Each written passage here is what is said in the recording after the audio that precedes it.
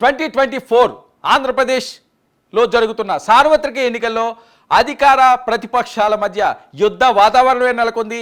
ప్రతి అసెంబ్లీ నియోజకవర్గం కూడా చాలా కీలకంగా మారుతున్న ఈ పరిస్థితుల్లో అరకు పార్లమెంట్ నియోజకవర్గంలోని సాలూరు అసెంబ్లీ నియోజకవర్గంలో మరి ఈసారి ఓటర్లు ఎవరి వైపు మొగ్గు చూపించనున్నారు, వాళ్ళ తీర్పు ఎలా ఉండబోతుంది, గతంలో హిస్టరీ ఏంటి, వాళ్ళు బలాబలాలేంటి పరిశీలిద్దాం.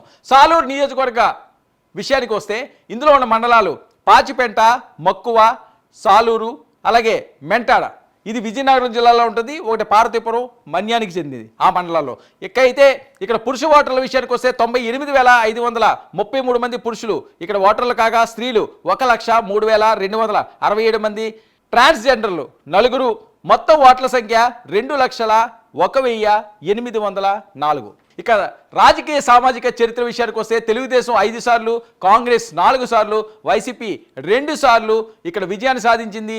బోయిన రాజయ్య 4 సార్లు, పీడిక రాజన్న దొర 4 సార్లు, బంజ్దేవ్ 3 సార్లు ఇక్కడ గెలిచిన హిస్టరీ ఉంది. ఇక 2 వరుస ఎన్నికల్లో వైసీపీ అభ్యర్థి పీడిక రాజన్న దొర ఇక్కడ విజయాన్ని సాధించారు.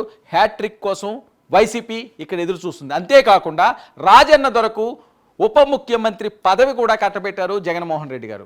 ఇక సామాజిక ముఖచిత్ర విషయానికి వస్తే కొప్పుల వెలమ 22%, తూర్పు కాపు 19%, కొండదొర 12%, జాతాపు 8%, ఎస్సీ 8%, యాదవ 6%, ఇతర కులాలు 25% ఈ నియోజకవర్గంలో ఓటర్లుగా ఉన్నారు.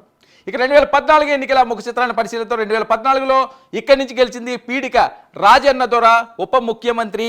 ఆయన 2014లో విజయాన్ని సాధించారు. 78,430 ఓట్లు ఆయన సాధించగా ప్రత్యర్థి రాజేంద్ర ప్రసాద్ బంజ్దేవ్ 58,401 ఓట్లు తెలుగుదేశం పార్టీ అభ్యర్థికి. ఇక మెజారిటీ 20,029 ఓట్లు. 2019 ఎన్నికల ఫలితాలను ఒకసారి పరిశీలిద్దాం. మరొకసారి పీడిక రాజన్న దొరకే ఇక్కడ ప్రజలు పట్టం కట్టారు. 63,755 ఓట్లతో రాజన్న దొర గెలిచారు.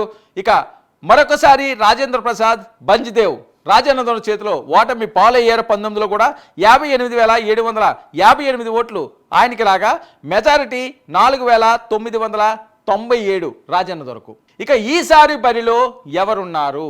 సాలూరు నియోజకవర్గ ప్రజలు ఏ పార్టీ వైపు మొగ్గు చూపించే అవకాశం ఉంది? ఈసారి కూడా నువ్వా నేను అన్నట్లుగానే ఇక్కడ ప్రచారాలు సాగుతున్నాయి. అయితే మరొకసారి ఉప ముఖ్యమంత్రికి జగన్మోహన్ రెడ్డి గారు మొగ్గు చూపించారు.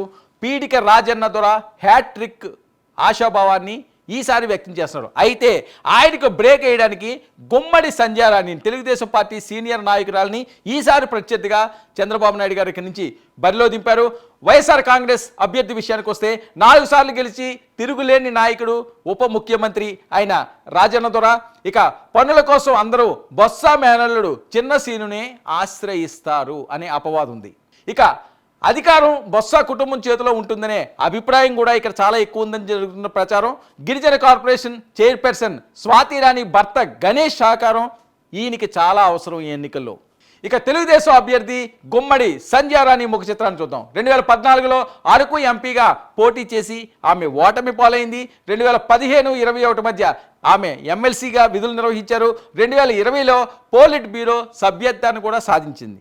ఇక మాజీ ఎమ్మెల్యే బంజ్ దేవ్ ప్రత్యేక వర్గంగా ఉండడం ప్రధాన సమస్యగా ఇక్కడ ఆమెడికి వస్తుంది. అంతేకాకుండా మండల స్థాయి నాయకుల్లోనూ గ్రూపు తగాదాలు శిరోభారంగా మారనున్నాయి అని. ఇక స్థానికంగా బలమైన నాయకుడు కావడం, ఇప్పటికే 4 సార్లు గెలిచి ఉండడం రాజన్న దొరకు ప్లస్ పాయింట్ అయితే ప్రభుత్వ పథకాలు కూడా మళ్ళీ ఎన్నికకు దోహదపడతాయని ఆయన ఆశాభావాన్ని వ్యక్తం చేస్తున్నారు. ఇక మాజీ ఎమ్మెల్యే బంజ్దేవ్ సహకారం, గ్రూపుల మధ్య సమన్వయం ఉంటేనే సంధ్యారాణి ముందడుగు. అధిష్టానం సయోధ్య కూడా ఫలించకపోవడం ఈమెకు తలనొప్పిగా మారుతుంది అని. మరి పొత్తు పార్టీలు వైపు ప్రజల మొగ్గు చూపిస్తేనే ఈసారి సాలూరు నియోజకవర్గంలో తెలుగుదేశం పార్టీ గెలిచే అవకాశం ఉంటుంది. లేదు అంటే హ్యాట్రిక్ వైపు వైసీపీ ఉరకలు వేస్తుంది. మరి చూద్దాం సాలూరు ప్రజలు ఈసారి ఏ పార్టీ వైపు, ఏ అభ్యర్థి వైపు తమ ఓటును ఇస్తారు అన్నది.